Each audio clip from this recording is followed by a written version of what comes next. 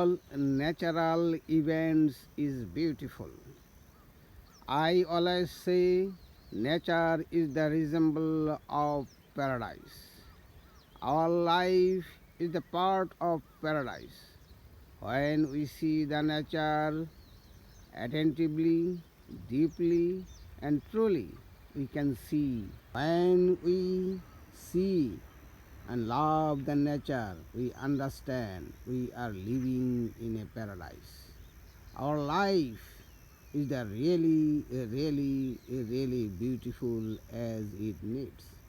But most of the time, we cannot understand it because of our self centered thinking, our own prejudice, our own style.